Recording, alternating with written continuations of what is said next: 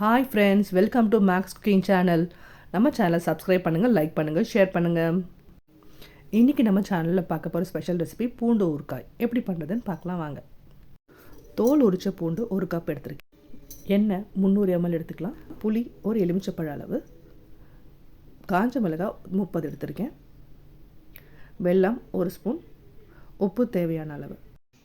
ஒரு பேன் எடுத்து அதில் எண்ணெய் நல்லா சூடான உடனே நம்ம எடுத்து வச்சுருக்க 30 மிளகாய் எடுத்து போட்டு நல்லா வறுத்துக்கலாம். நல்லா கிறிஸ்பி ஆகிற அளவுக்கு மிளகாயை வறுத்துக்கணும். மிளகாய் நல்லா வறுப்பட்டுடுச்சு. இப்போ இதை எடுத்து தனியாக வச்சுக்குவோம். இந்த எண்ணெயிலே உரித்து வச்சுருக்க பூண்டு போட்டு நல்லா ஃப்ரை பண்ணலாம். பூண்டு நல்லா பொரிஞ்சு வரணும்.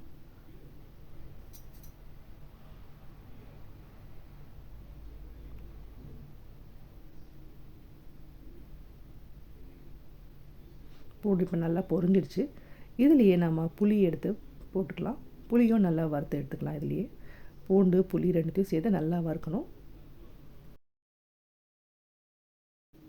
பார்த்திங்கன்னா நல்லா தெரியும், பூண்டு புளி ரெண்டுமே நல்லா வறுப்பட்டுடுச்சு.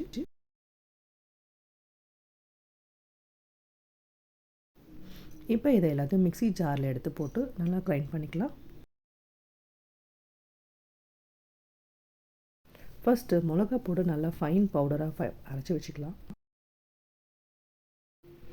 மிளகாயை நல்லா இது மாதிரி ஃபைன் பவுடராக அரைச்சிக்கலாம்.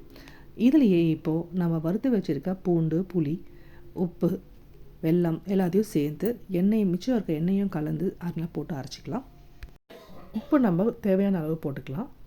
உப்பு இது கொஞ்சம் அதிகமாக போட்டால் தான் ஊறுகாய்க்கு நல்லாயிருக்கும், ரொம்ப நாள் கெட்டு போகாமல் இருக்கும்.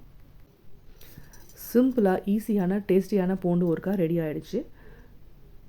இதை நம்ம 3 மாதத்துக்கு மேலே வெளியில் வச்சு யூஸ் பண்ணிக்கலாம். ரெஃப்ரிஜரேட் பண்ணணும் அவசியமே இல்லை. ரொம்ப டேஸ்டியான ஊறுகாய் இட்லி தோசை சப்பாத்தி ரைஸ் எல்லாத்துக்குமே ரொம்பவே நல்லா சூட் ஆகும். நீங்களும் ட்ரை பண்ணி பாருங்கள்.